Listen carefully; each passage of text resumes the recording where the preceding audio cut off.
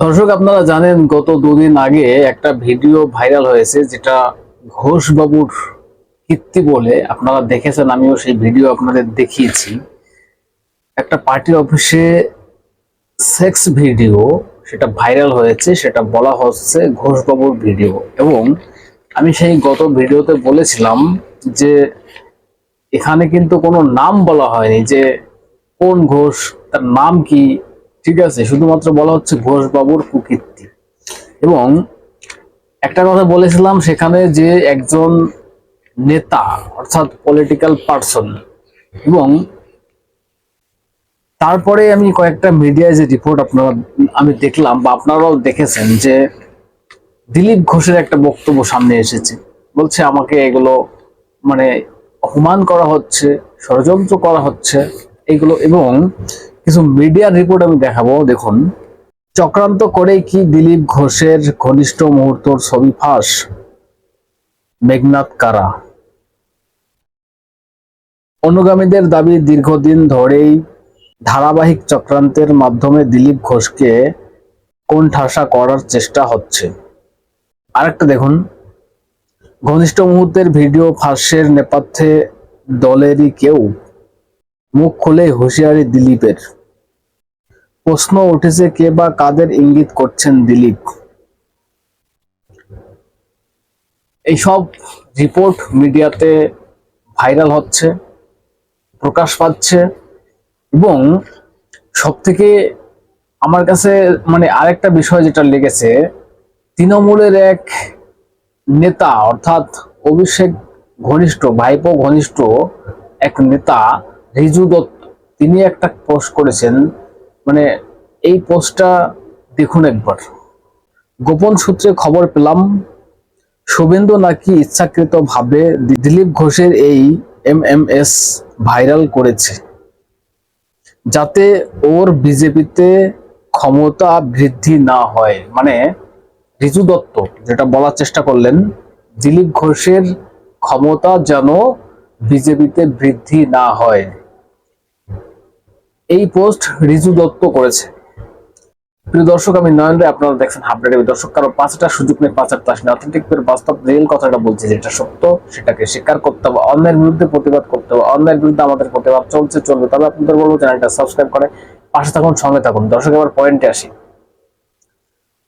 দিলীপ ঘোষের এই ভিডিও বলা হচ্ছে, কিন্তু দিলীপ ঘোষ কিন্তু বলছে না যে এটা আমার এই ভিডিও। এবং মিডিয়াতে প্রকাশ পাচ্ছে যে দিলীপ ঘোষকে ফাঁসানো হয়েছে। আমি কিন্তু একবারও নাম বলিনি যে এটা দিলীপ ঘোষের এই ভিডিও। তবে আমি যেটা বলতে চাই, এই রিজু দত্ত যে পোস্টটা করেছেন শুভেন্দুকে উদ্দেশ্য করে, যে শুভেন্দু এই কাজ করেছে বিজেপিতে দিলীপ ঘোষকে কোণঠাসা করার চেষ্টা করছে, যাতে তার পদ বৃদ্ধি না হয়। আমি একটা কথা বলতে চাই, দিলীপ ঘোষ বর্তমানে বিজেপিতে একটা ল্যাম্প পোস্ট। দিলীপ ঘোষ আগে রাজ্য সভাপতি ছিলেন, এমপি ছিলেন এবং কেন্দ্রীয় সহ সভাপতি ছিলেন। এখন সেই সব পদ একটাও দিলীপ ঘোষের কিন্তু নেই। যে শুভেন্দু অধিকারী দিলীপ ঘোষকে টেনে টেনে নিচে নামানোর চেষ্টা করবে। শুভেন্দু অধিকারী টিএমসি থেকে বিজেপিতে এসছে, কিন্তু তার জনপ্রিয়তা কতটা সেটা মানুষ বুঝিয়ে দিচ্ছে। এবং আমি একটা কথা বলতে চাই, এই তৃণমূলের রাজনীতি, একমাত্র রিজু দত্তকে আমি দেখেছি এই পোস্টটা করতে। আর তৃণমূলের একটা মূর্খপাত্র আছে না, কুলাঙ্গার ঘোষ, বাংলা কথায় কুণাল ঘোষ, মুখপাত্র। বিজেপির একটা কিছু ঘটে গেলেই দেখবেন পোস্টের উপর পোস্ট, পোস্টের উপর পোস্ট, একটার পর একটা। এবং তৃণমূল কংগ্রেসের যেগুলো পেজ আছে অফিসিয়ালি, সেগুলোতে দেখবেন পোস্টে ছড়িয়ে দেওয়া হতো এই যে দিলীপ ঘোষকে নিয়ে এই মন্তব্য করা হচ্ছে।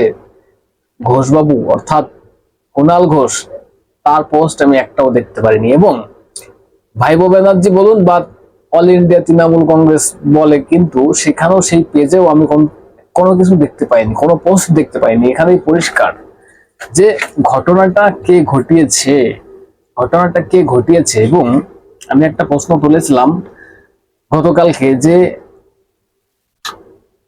তাহলে কি এই ভিডিও মমতা ব্যানার্জির কাছে আছে? মমতা ব্যানার্জি কি ষড়যন্ত্র করেছে বা করতে পারে? কারণ কয়েকদিন আগে আপনারা দেখেছেন না, কয়েক মাসের বা বেশ কিছুদিন ধরে যে মমতা ব্যানার্জির সঙ্গে দিলীপ ঘোষের একটা ঘনিষ্ঠ সম্পর্ক, দীঘাতে যাওয়া, তারপর প্রসাদ খাওয়া, আড্ডা মারা, এসব আপনারা দেখেছেন। এবং দিলীপ ঘোষ বাইরে বেরিয়ে বিজেপির বিরুদ্ধে কার্যত কথা বলা, বিজেপির নেতা নেত্রীদের বিরুদ্ধে কথা বলা এবং মমতা ব্যানার্জির প্রশংসা করা, এখানে পরিষ্কার বা এরকম কিছু হতে পারে যে মমতা ব্যানার্জি কি দিলীপ ঘোষকে এরকম ভয় দেখিয়েছে যে আমার কাছে চলে আসো, আমার কাছে যদি না আসো, তৃণমূল কংগ্রেসে যদি জয়েন না করো, তাহলে এই ভিডিও প্রকাশ্যে ছড়িয়ে দেবো। এবং দিলীপ ঘোষ বিজেপিতে রয়েছেন, পরে তার বক্তব্য আপনারা শুনেছেন, ঠিক আছে? এই কারণে কি মমতা ব্যানার্জি এই ষড়যন্ত্রটা করেছে? এই রিজু দত্ত পোস্টটা করেছেন, শুভেন্দুকে টার্গেট করেছেন। শুভেন্দু আজ পর্যন্ত কোনো বিজেপি নেতা কর্মীদের নিয়ে কোনো একটা মন্তব্য করেনি, কোনো একটা বাজে কথা বলেনি, কাউকে ছোট করেনি। অথচ যদি শুভেন্দুকে প্রশ্ন করা হয়েছে, শুভেন্দু সেই বিষয়টাকে যদি উত্তর না দিয়ে যে এড়িয়ে গিয়েছে, বলছেন আমি এসবের উত্তর দিতে পারবো না। কিন্তু আমি আজ পর্যন্ত শুভেন্দুকে কখনো দেখিনি যে দিলীপ ঘোষকে নিয়ে মন্তব্য করতে বা বিজেপির কোনো নেতাকে নিয়ে মন্তব্য করতে। এটা হচ্ছে সম্পূর্ণ টিএমসির একটা চাল হতে পারে আমার কোথাও মনে হয়। দর্শক কি বলবেন এসব নিয়ে? যদি আপনাদের কিছু বলার থাকে, আপনাদের গুরুত্বপূর্ণ মতামত জানাবেন, কমেন্টস করে নজর রাখবেন। হাবড়ে টিভি চ্যানেলটা সাবস্ক্রাইব করে পাশে থাকবেন, সঙ্গে থাকবেন।